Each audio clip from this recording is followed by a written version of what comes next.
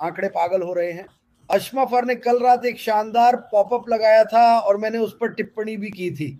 मैं पहले से ही उत्साहित था, मुझे पहले से ही पता था कि हम जीत रहे हैं। ये क्या मतलब है? बहुत से लोगों ने मुझसे सवाल पूछे कि उस पॉपअप का क्या मतलब है। इसका मतलब है कि कुछ बड़ा हो रहा है, कुछ बड़ा आने वाला है। और फिर मैंने देखा कि लोग पोस्ट कर रहे हैं। कल 24 जून था और आज 25 जुलाई है। अश्मुफारा के बाहर आने का इंतजार करें।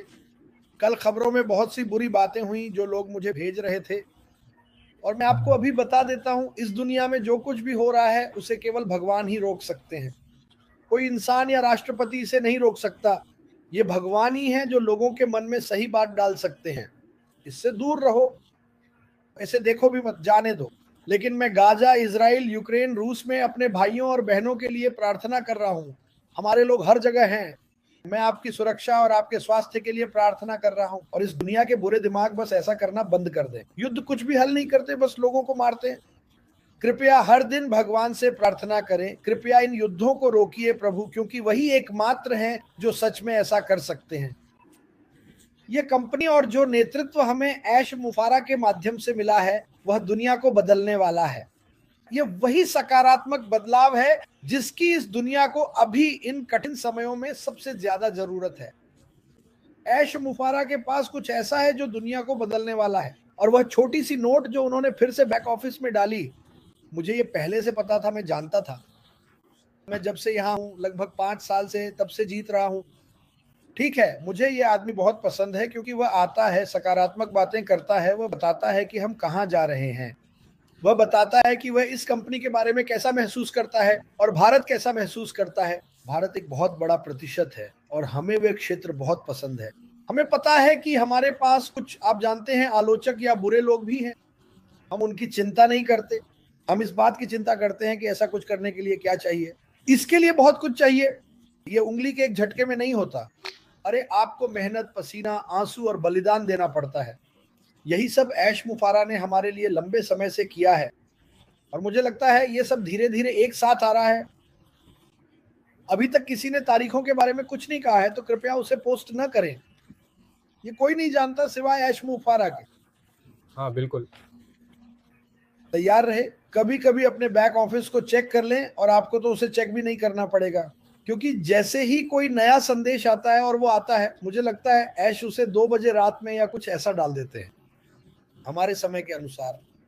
जैसे ही वह उसे वहां डालते हैं, हर ग्रुप कहता है, ओह माय गॉड, नए लोग, वह कोशिश कर रहे हैं। लेकिन रुको, ध्यान दो, जुड़े रहो, तैयार रहो, खुद को कुछ बिल्कुल नए के लिए तैयार करो।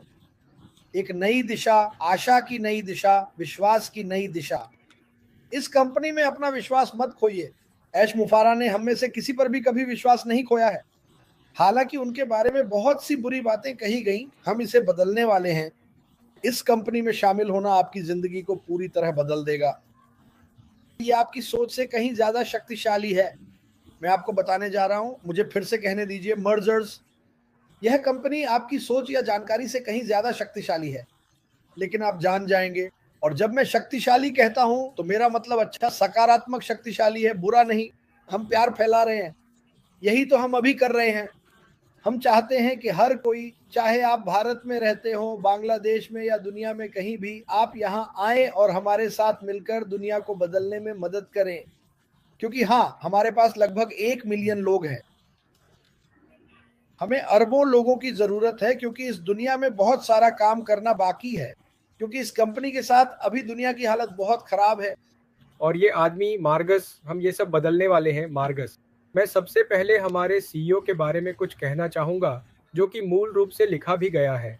अब मैं हमारे सीईओ के बारे में बोलूँगा, जो बहुत ही ज़मीन से जुड़े हुए हैं और कंपनी में जानकारी के अद्यतन और विकास को लेकर बेहद पारदर्शी हैं। इन 6 वर्षों के दौरान, जैसा कि हम सभी जानते हैं, मैंने अपने 29 साल के कॉरपोरेट अनुभव में ऐसा सीईओ कभी नहीं देखा। वह केंद्रित है, एक सच्चे दूरदर्शी है और वास्तव में भविष्य दृष्टा है। वह कभी भी बीते वर्षों की ओर नहीं देखते, बल्कि हमेशा वर्तमान और भविष्य की ओर ही ध्यान देते हैं। इसीलिए हम सभी बहुत सौभाग्यशाली हैं कि हम अपने सीईओ और उनकी कंपनी के अच्छे हाथों में हैं। इसलिए हम अपने सीईओ का उन चुनौतियों, बाधाओं और मुश्किलों के लिए सम्मान करते हैं जिनका उन्होंने पिछले 2 वर्षों में सामना किया है। और यह वास्तव में सराहनीय है कि उन्होंने इन सभी परिस्थितियों को अकेले ही अलग-अलग रणनीतिक तरीकों से संभाला है।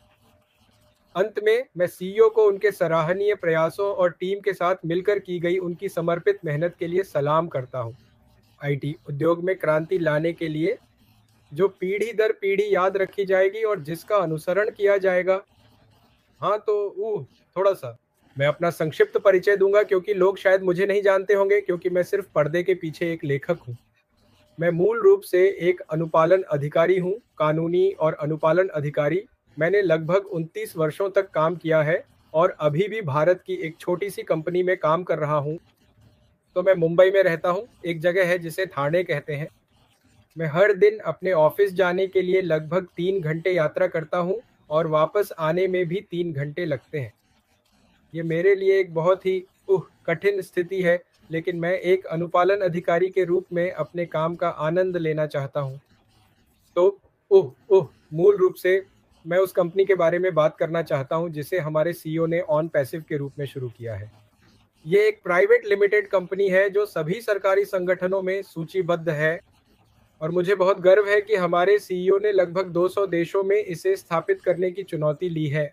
यह एक बहुत ही सराहनीय कार्य है। यह कोई बहुत आसान काम नहीं है। तो मैंने देखा है कि 29 वर्षों के दौरान कई बार मैं बोर्ड रूम में सीईओ और निदेशकों के साथ बैठा हूँ। वे कभी भी बहुत लचीले नहीं थे, वे कभी भी बहुत व्यावसायिक दृष्टिकोण वाले नहीं थे, लेकिन हमारे सीईओ पूरी तरह से अलग हैं, जो न केवल व्यवसाय से जुड़े हैं बल्कि उनकी कंपनी की अवधारणा और उद्देश्य भी अलग है जिसे उन्होंने स्थापित किया है। मूल रूप से दुनिया में मानवता को ऊपर उठाना उनका उद्देश्य है। तो ये वास्तव में बहुत ही सराहनीय है। मैंने आज तक ऐसा कोई सीईओ नहीं देखा जिसने इस तरह का विचार किया हो और आने वाले वर्षों में भी कोई सीईओ ऐसा सोचने वाला नहीं है।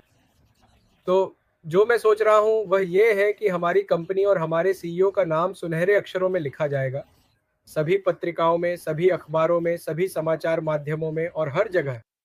हमारे सीईओ दुनिया के शीर्ष 10 सीईओ में शामिल होंगे। यही मेरी उम्मीद है और ये होने भी वाला है। मूल रूप से मैं कंपनी के कुछ अंतर को परिभाषित करना चाहता हूं। हमारी कंपनी मूल रूप से सहयोगियों के साथ घुलने मिलने के लिए बनाई गई है। सहयोगियों के साथ वे केवल कुछ राशि का भुगतान कर रहे हैं, लेकिन वह कमीशन से दिया जाता है। लेकिन यह उद्योगों के इतिहास में पहली बार है। न तो कोई प्रमोटर न ही कोई सीईओ ने ऐसी कंपनी बनाई है जो जब आप खर्च करते हैं तो उस पर आपको रिटर्न देती है। लेकिन अगर आप दूसरी कंपनियों की तरफ देखें, जहां कंपनियां सो शेयर होल्डर्स की होती हैं, जो national stock exchange, Bombay stock exchange और न्यूयॉर्क स्टॉक एक्सचेंज जैसी एक्सचेंजों पर सूचीबद्ध हैं, वे मूल रूप से कंपनी के शेयर होल्डर होते हैं, लेकिन उन्हें साल में केवल डिविडेंड ही मिलता है। लेकिन हमारी कंपनी में ये बिल्कुल अलग है। ये डिजिटल आधारित है और उत्पाद बेहतरीन है। और मैं आमतौर पर सभी डिजिटल उत्पादों को देखता हूं जो हमारे सीईओ द्वारा आविष्कृत और कल्पित किए गए हैं। तो आने वाले दिनों में एक अच्छे माहौल की उम्मीद रखें। मूल रूप से भारत में 99% सब कुछ सकारात्मक है। आप कह सकते हैं कि 1% नकारात्मक हो सकते हैं, लेकिन अगर यह किसी की प्रकृति है तो हम उनकी मदद नहीं कर सकते। हम किसी व्यक्ति को उसके बचपन से ही नहीं बदल सकते। अगर वह उसी तरह बदल गया है तो उसे उसी रास्ते पर जाना होगा, इसलिए हम नकारात्मक लोगों पर ध्यान नहीं दे सकते। तो 99 हमारे सभी भारतीय मूल रूप से मैं देखता हूं भारत में उत्तर और दक्षिण भारत में लोग बहुत उत्साहित हैं। वे मूल रूप से हम सोच रहे हैं कि हमारे सीईओ से मिलें और अगले चरण के लिए आगे बढ़ें, जिसे उन्होंने बताया है। मूल रूप से यह एक चरण है, आप कह सकते हैं एक नई दिशा। तो ये सब उन अप्रत्याशित परिस्थितियों के कारण हुआ है जिनका उन्होंने सामना किया है। तो मैं वास्तव में हमारे सीईओ को सलाम करता हूं कि उन्होंने अकेले ही ऐसी सभी परिस्थितियों को संभाला और बिना हमारी किसी मदद के सब कुछ अकेले ही संभाला। और उनकी टीम भी बहुत मदद कर रही है। आप कह सकते हैं कि एक कंपनी में कई विभाग होते हैं। एक कंपनी के व्यक्ति के रूप में मैं जानता हूं कि वहाँ बहुत सारे विभाग हैं, जैसे कि लीगल है, प्रशासन है, एचआर है, वे सभी हमारे सीईओ के साथ मिलकर शानदार काम कर रहे हैं, तो ये एक बहुत अच्छा अवसर है। सभी एफिलिएट्स हम आने वाले वर्षों में एक बहुत ही शानदार जीवन का आनंद ले रहे हैं। हाँ, एक और बात सर, आपकी वेबिनार मर्टी और क्रिस, आमतौर पर हमारे यूट्यूबर्स हिंदी भाषा में कन्वर्ट कर रहे हैं। ये बहुत अच्छा काम कर रहे हैं हमारे यूट्यूबर्स, ताकि लोग भाषा को बहुत आसानी से समझ सकें, क्योंकि भारत में हिंदी बोलने वाले लोग हैं, तो वे भाषा को समझ पाएंगे। तो ये एक अच्छी बात है जो हमारे यूट्यूबर्स भारत में कर रहे हैं, जिसके लिए मैं बहुत आभारी हूँ। मैं कुछ उल्लेख करना चाहूँगा, जैसा कि हमने ऑन पासिंग में 6 साल से अधिक पूरे कर लिए हैं। जी, मैंने मूल रूप से बहुत कुछ सीखा है, जो कि मैं आईटी का व्यक्ति नहीं हूँ। एक गैर आईटी व्यक्ति के रूप में मैंने बहुत कुछ सीखा है, तकनीकी रूप से आईटी से संबंधित डिजिटल उत्पादों आदि के बारे में। मैं मूल रूप से एक अनुपालन और कानूनी अधिकारी हूँ, बोलने से ज़्यादा काम करने वाला हूँ। इसीलिए मैं ज़्यादा बोलता नहीं हूँ, लेकिन बहुत काम करता हूँ। यही बात है। और जैसे जैसे हमने ये 6 साल बिताए, हमने एक वैश्विक समुदाय बनाया, और मेरा मानना है कि जैसे जैसे कंपनी बढ़ रही है, हम भी बढ़ रहे हैं, तो कंपनी में पेशेवराना रवैया लाना चाहिए, जिसकी मुझे ज़रूरत है।